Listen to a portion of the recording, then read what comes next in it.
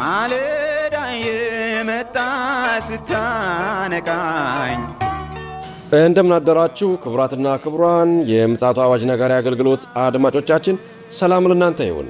የማለዳ ቁርሳችንን አሁን ጀምረናል። አዘጋጅ እና አቅራቢ ፓስተር አለማየሁ ነሞ።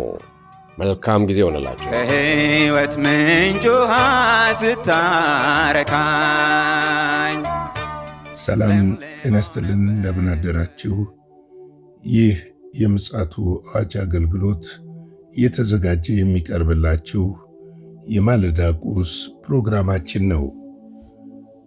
እንግዲህ ወደ ዛሬው የማለዳ ቁርስ ፕሮግራም ከማለፋችን በፊት ይህንን ማለዳ በምሕረትና በቸርነቱ የሰጠንን እግዚአብሔር አምላካችንንና አባታችንን አመስግነን ወደ ዛሬው የማለዳ ቁርስ እናልፋለን። የዘላለም አምላክ በዘላለም ዙፋን ላይ ያለ የተፈራና የተከበርክ አምላካችንና አባታችን እግዚአብሔር ሆይ ስለዚች ስለተባረከች ማለዳ ስለ ምሕረትህና ስለ ቸርነትህ ስለ በጎነትህና ስለ መልካምነት ሁሉ በኢየሱስ ክርስቶስ ስም እናመሰግንሃለን። አንተ ታላቅ ኃያል ብርቱ ድንቅ አምላክ ነህና ተባረክ። በነገር ሁሉ ስለ ረዳህን፣ በነገር ሁሉ ስለ ደገፍከን፣ አቅምና ጉልበት ስለሆንከን እግዚአብሔር ሆይ ባለፍንበት መንገድ ሁሉ እጆቻችንን ስለያዝክ ስላልተውከን እናመሰግንሃለን። ደግሞም ዛሬ ሕያውና ቅዱስ የሆነውን የተባረከውን ቃልህን እንድትባርክልንና በመንፈስህም እንድታስተምረን የቃልህን ፍቺ እንድታበራልን በኢየሱስ ክርስቶስ ስም እንጠይቀሃለን። ሁሉ ለስም ክብር ይሁን። ስለ ሁሉ ነገር ተመስገን። በኢየሱስ ክርስቶስ ጌታና ጻድቅ ስም። እንግዲህ ባለፉት ጊዜያቶች ስንመለከት የነበረው የኤፌሶን መጽሐፍ ምዕራፍ 2 ነው። በትናንትና ዕለት የኤፌሶን መጽሐፍ ምዕራፍ 2 አጠናቀናል። ዛሬ ደግሞ ወደ አዲስ መጽሐፍ እንሄድና ቆላስይስ ምዕራፍ 2 እንመለከታለን። እንግዲህ የቆላስይስ ምዕራፍ 2 ቁጥር 1 ነው ዛሬ የምንመለከተው። ስለ እናንተ በሎዶቅያ ስላሉት ፊቴንም በሥጋ ስላላዩት ሁሉ እንዴት ያለ ትልቅ መጋደል እንዳለኝ ልታውቁ እወዳለሁ ይላል። እንግዲህ ጳውሎስ ባገለገለባቸው ዘመኖች ሁሉ ስለማያውቁትም በጸሎት ይጋደል ነበረ። ወይም ደግሞ ስለ ሌሎች በመማለድና ለሌሎች የወንጌል ብርሃን እንዲበራ በጨለማ ላሉት ደግሞ የእግዚአብሔር ብርሃን እንዲሆንላቸውና ወንጌል እንዲደርስላቸው በሕይወት ዘመኑ ይጋደል ነበረ። እግዚአብሔር ሸክምን በውስጡ ካስቀመጠበት ጊዜ ጀምሮ በብዙ መከራና ስደት ያለፈ ቢሆንም በሚያልፍበት ነገር ሁሉ ግን እግዚአብሔር አምላኩን እያመሰገነ ስለ ሌሎች መማለድንና ስለ ሌሎች መጮህን አላቆመም ነበረ። እንግዲህ በሎዶቅያ ላለችው ቤተክርስቲያን በሚጸልይበት ሰዓት በሥጋ ያላዩት ክርስቲያኖች እንደነበሩ ይነግረናል። እነዚህ በሥጋ ያልተመለከቱት የማያውቁት ክርስቲያኖች ነገር ግን ስሙን ይሰሙ እንደነበረ ማወቅ ቀላል ነው የሚሆነው። ይሁን እንጂ ስለ እነርሱ ግን ይጸልይ ነበር። ስለ እነሱ ግን ይጋደል ነበረ። ምክንያቱም ነፍሳት ዝም ብሎ ወደ ቤተ ክርስቲያን አይመጣም። መናጠቅን ይጠይቃል፣ መጋደልን ይጠይቃል። ምክንያቱም ያለነው በዚህ ክፉ ዓለም ላይ ነው።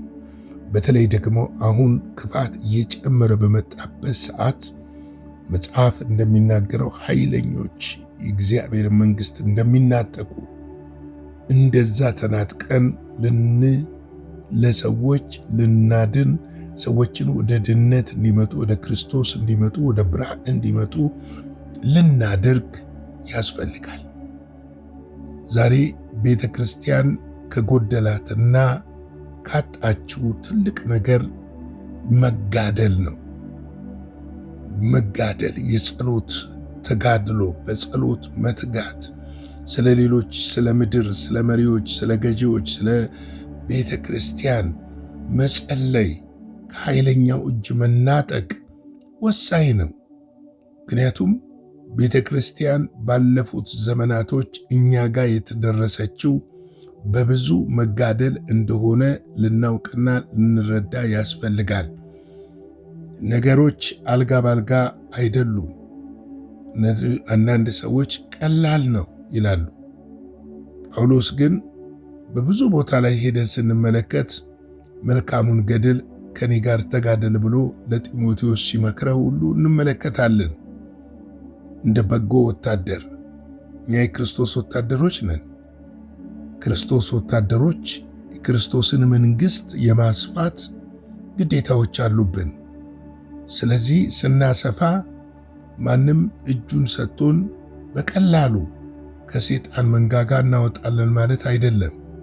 ነገር ግን በጾም ጸሎትና በመጋደል ብዙዎችን ከጨለማ ወደ ብርሃን ለመንጠቅ እንችላለን። መጽሐፍ ቅዱሳችን የሚያረጋግጥልን እውነት ይህንን ስለሆነ ቆላስይስ 1:29 ላይ ምን ይላል? ስለዚህ ለዚህም ነገር ደግሞ በእኔ በኃይል እንደሚሠራ እንደ አሰራሩ እየተጋደልሁ እደክማለሁ ይላል። በኃይል እንደሚሠራ ስለምን? ስለ ክርስቶስ ኢየሱስ መንግሥት፣ ስለ ሰጠን ተልኮ፣ እግዚአብሔር ስለ ሰጠን አደራ።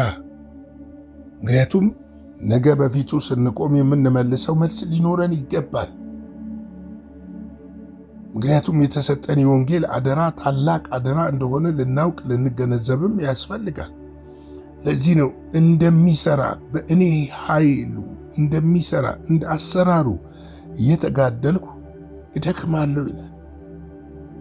ምክንያቱም ሰዎችን ወደ እግዚአብሔር መንግሥት ማምጣት ብቻ ሳይሆን ሰዎች ደግሞ በእግዚአብሔር መንግሥት ውስጥ እንዲተከሉና ደቀ መዝሙር ሆነው እነሱ ደግሞ በተራቸው ሌሎችን ነጥቀው ከጨለማው ዓለም ማምጣት እንዲችሉ መጋደል የግድ ያስፈልጋል። ጳውሎስ የሚነግረን ይህንን ነው። በእኔ የሚሠራ ኃይል አለ፣ እንደ አሰራሩ እየተጋደልኩ እደክማለሁ። ስለምን? ስለ ወንጌል። ስለምን? ስለ እግዚአብሔር መንግሥት መስፋት። ስለምን? ስለ ሰዎች ከእስራት እንዲፈቱ፣ እንዲፈወሱ፣ እንዲድኑ መጋደል ይጠይቃል። ጨለማውን ገፈን መሄድ የምንችለው የጸሎት ጉልበት ሲኖረን ነው፣ ስንጋደል ነው። ለዚህ ነው መጋደላችን ከሥጋና ከደም ጋር አይደለም የሚለን። በዚህ ዓለም ካሉ ከክፋት ሰራዊቶች ጋር ነው፣ ከጨለማ ኃይል ጋር ነው፣ ከነርሱ ጋር ነው ወገኖቼ።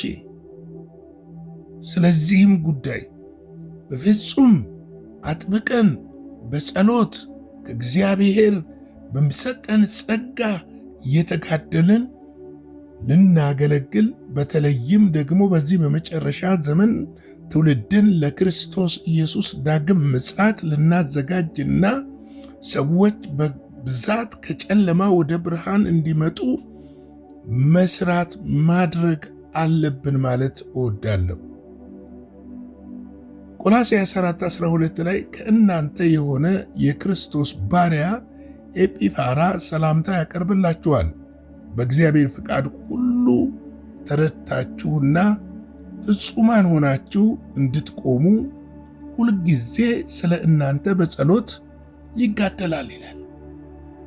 ብዙ ጊዜ ቤተ ክርስቲያን ከመጣ ሰው ከዘመረ፣ ካጨበጨበ፣ ካሸበሸበ፣ አስራት ከሰጠ በቃ እንላለን። ይሄ አይደለም ትልቁ ነገር። ትልቁ ነገር እነዚህ የመጡ ሰዎች እንዲጸኑ፣ እንዲበረቱ፣ እነርሱም ደግሞ መልካም ወታደር እንዲሆኑ፣ ለእግዚአብሔር መንግሥት እንዲተጉ፣ እንዲጋደሉ፣ ጸንተው እንዲቆሙ አጥብቀን መጸለይ አለብን። ጸንተው እንዲቆሙ የእግዚአብሔርን ቃል በማስታጠቅ በመጸለይ መጋደል ያስፈልጋል። ሁልጊዜ ስለ እናንተ በጸሎት ይጋደላል አለ።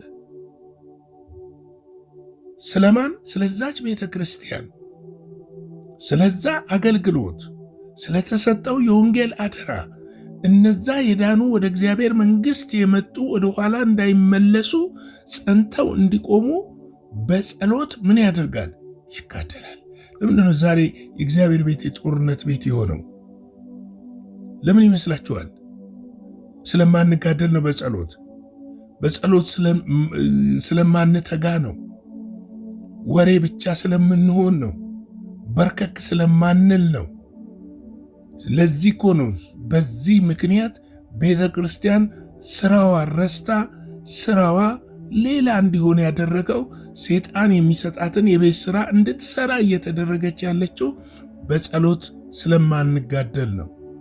ስለናንተ በሎዶቅያ በኢያሪያ ከተማም ስላሉት እጅግ እንዲቀኑ እመሰክርለታለሁና ይላል። የሰውዬ መጋደል ብቻ አይደለም፣ እጅግ ይቀናላቸዋል።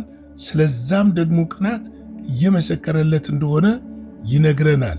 እንግዲህ መጋደላችን ከስጋና ከደም ጋር እንዳልሆነ በደንብ ልናውቅ ልንገነዘብ ያስፈልጋል። መጽሐፍ ቅዱስ በሚነግረን እውነት ውስጥ ጸንተን ያንን እውነት ይዘን ከዛ እውነት ጋር ተጣብቀን ይህንን አስከፊ ዘመን መሻገር የምንችለው የወንጌልም ብርሃን በምድር ሁሉ መለኮስ ስንችል ነው።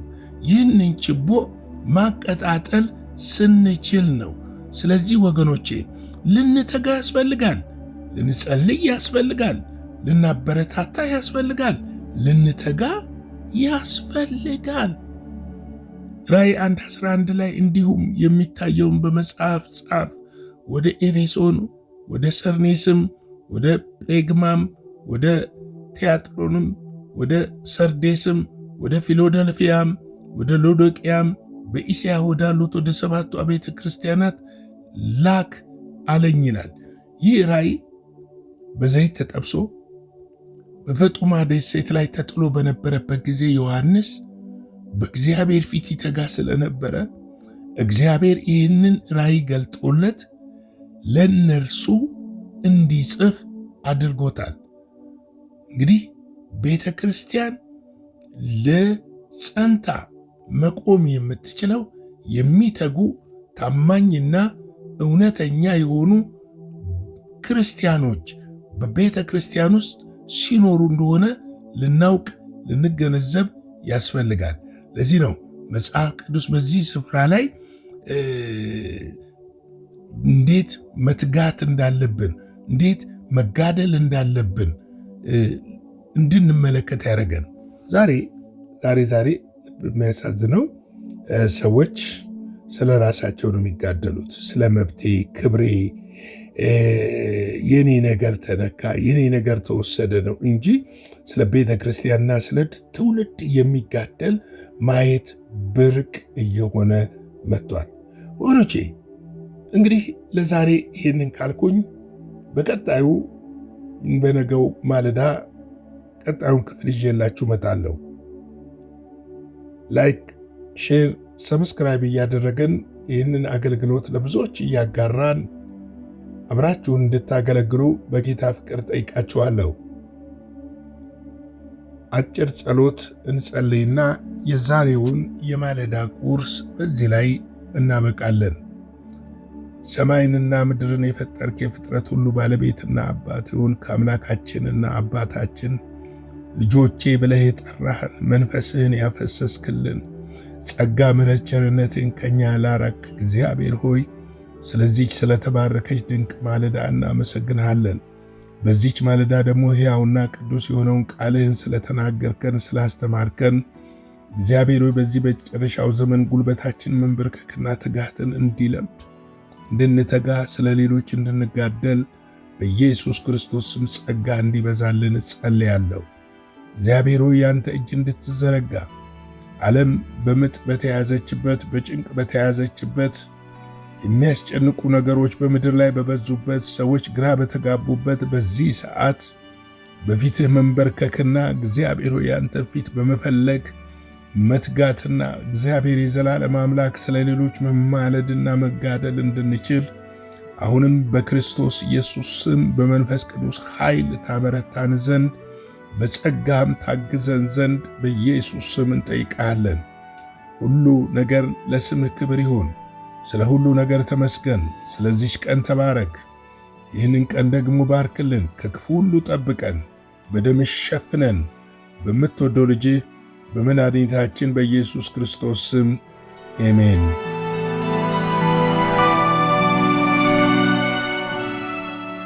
በነበረን የመልእክት ክፍለ ጊዜ እንደተባረካችሁ ተስፋ እናደርጋለን። በነገው ማለዳ በሌላ ዝግጅት እንገናኛለን። መልካም ቀን።